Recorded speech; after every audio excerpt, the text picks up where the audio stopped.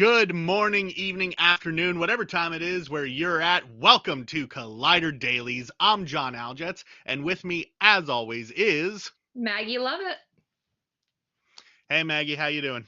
Pretty good. How are you doing from your sewing room? Hey, this is not just any sewing room. This is my childhood bedroom that I am currently occupying. It is now my mother's sewing room, as you can tell from like the quilting stuff over here, and there's lovely storage on the twin bed that is so nicely still in here.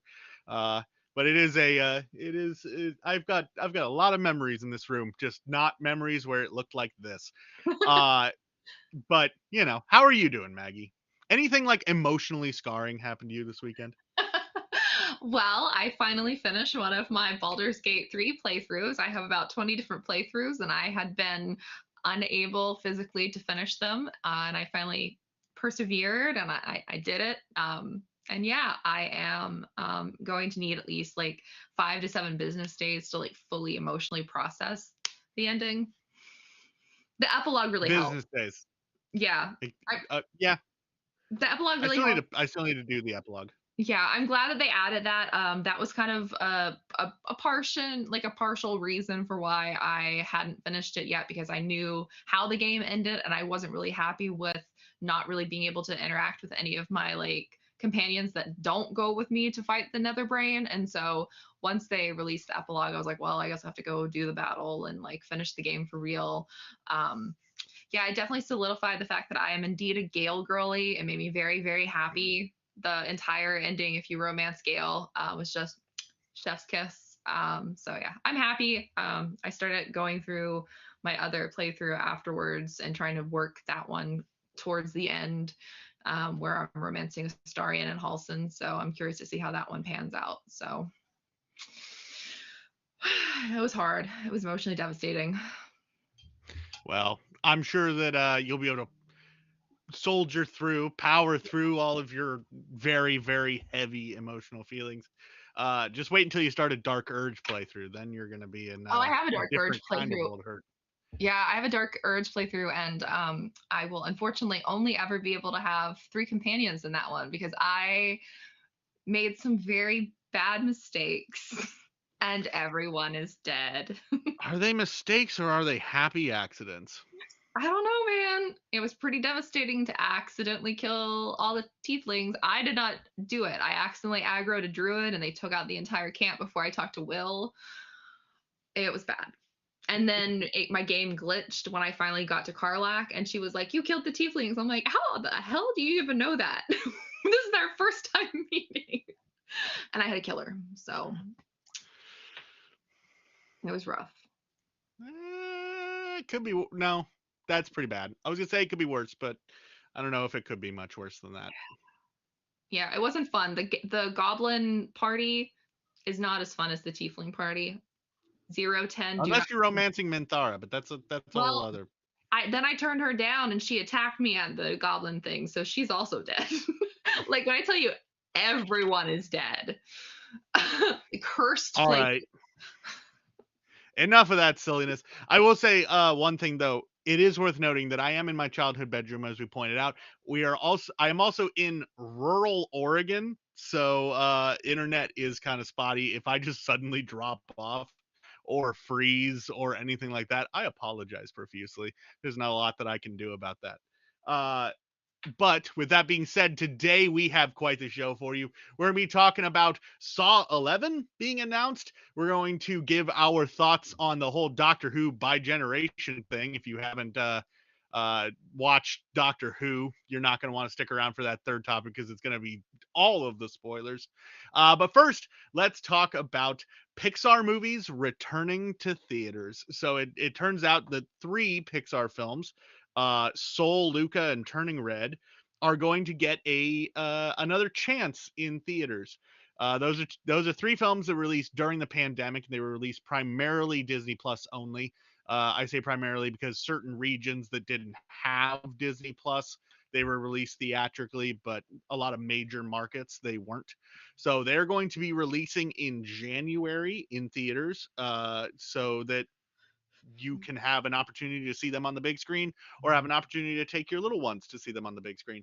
Maggie, how are you feeling about this? Do you think that this is something that is a net positive or just more noise at the theater?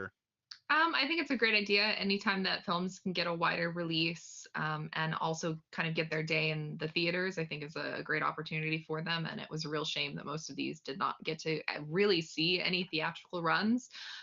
It'll be curious to see like how the box office numbers actually do, but I also think it's symptomatic of the fact that like a lot of things didn't get made this year because of the strikes, and so they're trying to find things to like fill it in. So while I want to believe that it's because somebody at Disney was like, "Oh, shucks, these movies never got to be in theaters. Let's put them in theaters." I think it's more, "Ah, shucks, we didn't make a deal sooner, and now we don't have movies for a couple of months." So, I don't know. Of these three films, which one, if you were going to go see one in theaters, which of the three would you go with? I assume you saw all three. Yeah, Wow. I don't know. Because I've seen them all and like and at this point, but I think that this is more for like children and people wanting to take their kids to stuff and getting them entertained and that kind of stuff. So like for me, I don't know which one I would choose off the top of my head, simply because I have seen all three of them already, and they are on Disney Plus. So I don't know. For me, it would have to be Luca. I enjoyed Yeah, that like film. Luca was the one I was thinking. I was like maybe Luca, but yeah. Yeah. I enjoyed that. I enjoyed all three, but I think that Luca was the one that definitely, like, it stayed with me the longest. It's one of those things where I was thinking about that movie a couple of days afterwards, whereas Turning Red and Soul, I just didn't like. I enjoyed them a lot while I was watching them, but then when it was over, it was done. I didn't think Yeah, about them beyond that. I do like Turning Red's like boy band aspect, and I think that would look really cool on the big screen, that whole sequence. So maybe Turning Red.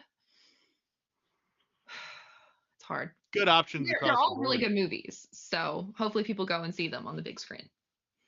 You know what else you should probably see on the big screen? Saw 11. At least it seems like that's what we're gonna be getting. Lionsgate posted some stuff on social media yesterday that seemingly announced Saw 11 going to be coming out in September of next year.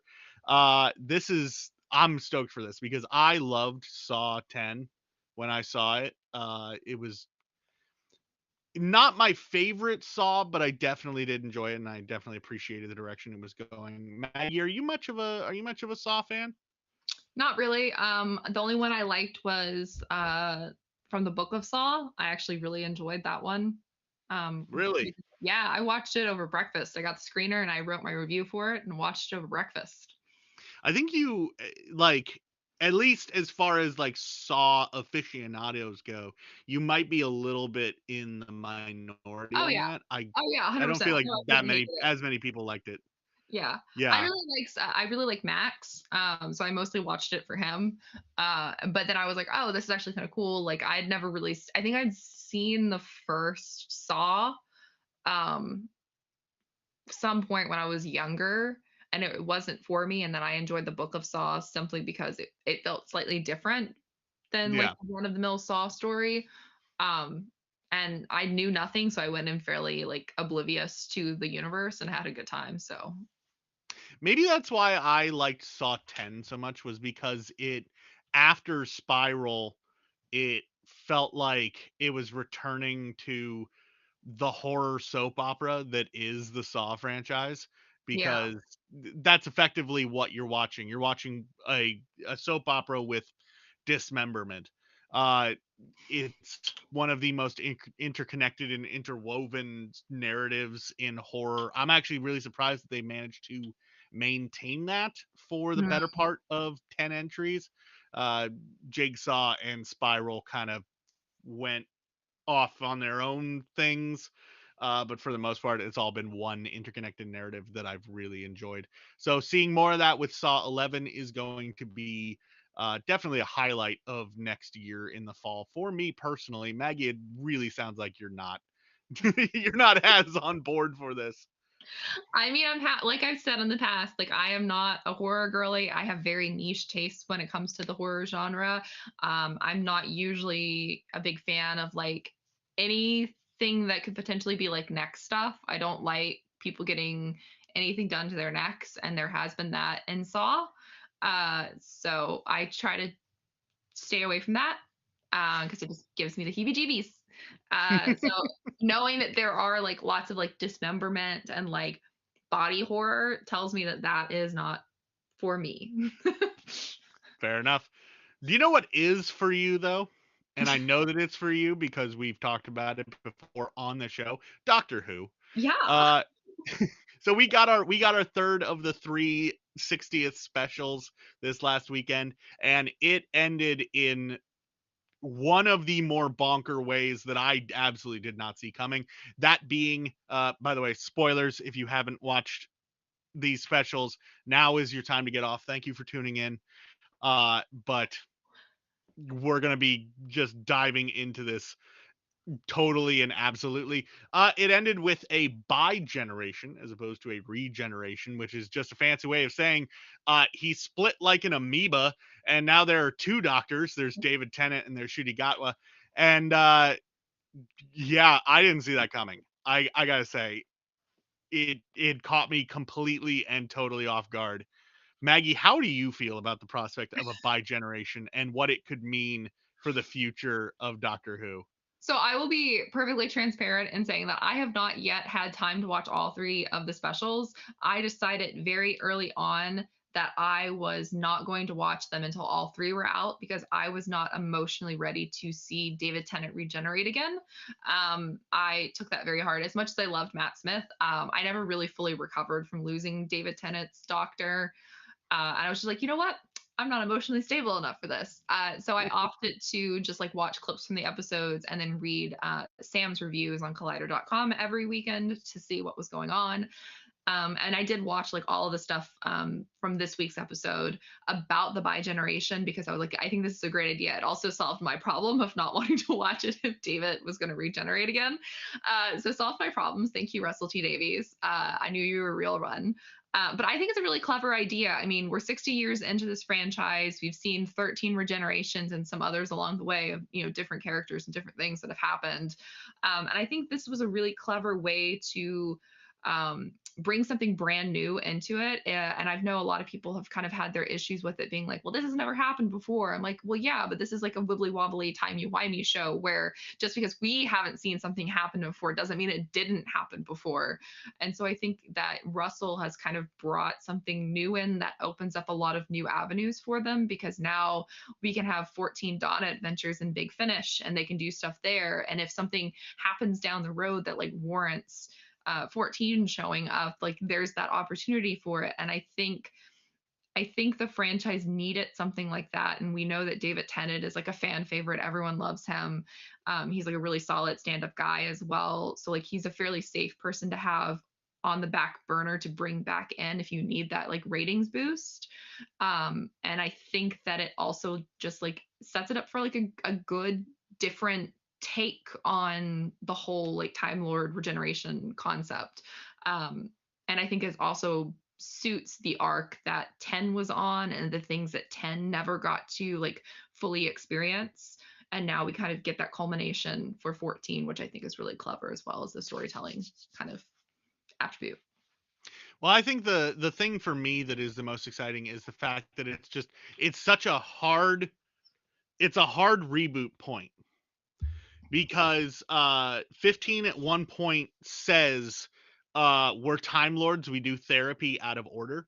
Because something about modern Who that has been a near constant is basically since Eccleston first showed up was the fact that we've had a doctor who is defined by trauma in Mm-hmm. a lot of ways. And now seeing as how they seem to be sort of treating 15 and everything beyond as a new era, they've even reset the season counter. 15 is now season one as opposed to series, I think there was like 14 or 15, I Yeah. think was what they were at. Uh, it's a point where we can he says we do therapy out of order because they're time lords and they can do that, and so 14 was his past technically, and so 14 can be hanging out with Donna doing what he needs to do to deal with his mental state, and then 15 has a, I don't want to say excuse, but that's the word that comes to mind, to be able to not have to deal with a ton of trauma and not have to deal with sort of this fractured mental state at all times and kind of go off and do its own thing. Which, when we saw the trailer for the Christmas special, you see 15 in a club, like dancing and having a good time, which is just something that I don't, as fun as some of the past doctors have been, I don't see them at a nightclub No, like having a also good time. It's just good not. for him. Which, yeah, good for him. Like, I am very much excited to see what Shigawa brings to the role. I think that it's going to be a fresh take on Who. I think that it's going to be uh divisive among some people, Good. but yeah, I mean, honestly, I'm here for it. Yeah. So the bi generation, it does leave me a little concerned that they. I am a little worried that they're going to lean on 14 whenever like the going gets tough. They'll just bring Tenet in, and like that, he'll just be there like their sort of fix all band aid for situations, which I really don't want that to be the case. But I'm never gonna say no to more Doctor and Donna adventures, Yeah. and it opens the door for the Doctor and Donna's daughter Rose to have adventures. They sort of hinted at that a little bit in the final scene of the episode. So I think that it is something that is going to be a positive for the series. It's just gonna take a little bit of getting used to. I think Yeah, is going to be I'm the big thing. excited. I think it's good. And I thought it was kind of entertaining that so many people were like losing their minds over stuff this weekend. And I was like, sci-fi is inherently progressive and forward thinking. So if you're against progressiveness, it's really funny to be a sci-fi fan. Like even some of the more conservative like sci-fi writers still write incredibly progressive stories because that's like the basis of science fiction, is looking to a better, inclusive, like better world. Utopian Yeah, world, yeah. utopian world. So it's very interesting to see those conversations on Twitter. But also, did you see, talking about doctors, at a convention this weekend that Christopher Eccleston was like he would be interested in doing Big Finish stuff, but only if they brought back Billy Piper's Rose like for stories, which is like the first time in a long time that he's expressed any interest in anything Doctor Who, which was really exciting because I do love Nine very, very much. That is exceptionally exciting. I also very much love 9. I always felt like part of the reason why I always loved 10 was because 10 felt very much like these were, at least the first like series with 10. I always felt like it was like these were meant to be Christopher Eccleston stories that like you just had to put 10 into, as Yeah, opposed to 9. uh I love it. so I think getting it's great. having the opportunity to have any more 9 stories, I think, would be really, really good.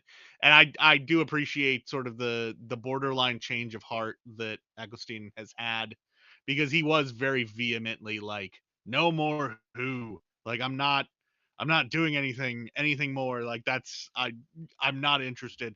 So him being even remotely interested, even if it is just Big Finish stuff, I think is It's a big win. fantastic. Now if we can just get Capaldi to be on board for doing more stuff, Yeah, give it time. He'll, they're all soften up. yeah, they all eventually come I mean, back. they all got bills to pay. I think that was part of Eccleston's joke was like, I mean, I have more a mortgage to pay, so if somebody wants me, yeah, sure, let's do it. He's got to pay for the pool, because we know that his Marvel paychecks aren't coming. Uh, Anyways, it is an exciting time to be a Doctor Who fan, and it's an exciting time to be a fan of Collider, because we're doing all kinds of fun stuff. Uh, we've got videos coming out, we've got shorts coming out, we got social media posts, all sorts of stuff. We're all over the place. people are people are doing fun interviews. Maggie's got some interviews coming down the pipeline. I don't know if she wants to talk about them or not, but the point is there's good stuff coming down the line. So just be sure to pay attention to collider.com and all of our associated socials and platforms and everything, and everything that's out there. You're going to see some great stuff. I will say, I wasn't on the episode yesterday, so I didn't get to see this, but thank you very much for 50 episodes. This is our 51st. Yesterday was our 50th episode. It has been incredibly, incredibly fun doing this show. It is something that I look forward to each and every day. Even when I'm not on, I'm looking forward to dailies because if I'm not on the episode, I'm watching the episode. So it is something that I'm incredibly grateful for, and that is all because of people like you watching this episode right now, whether it's live or the VOD, or you're listening to it on any of the numerous audio platforms that is released on. Thank you very much. I got a little soft there at the end. You did. You sounded a bit like a PBS sponsor, and thank you to sponsors like you, which I really appreciate it. Which, if you are listening to us on one of the numerous podcasting, sites, don't forget to give us a thumbs up, a rating, a review. That really helps continue to get us out there to new listeners. So, Force all your friends and family to listen and watch and all that. Lock them in a room and be like, "You're watching today's dailies." if you've got long trips, download some episodes and listen to them on the go. All of them from beginning to end, all You've 51 got episodes. 51 episodes. Yep. Anyways, Maggie and I will be back tomorrow where we will be talking about stuff. Uh, so tune in for that. Until then, though, I hope you have a wonderful rest of your day, and I'll talk to you tomorrow.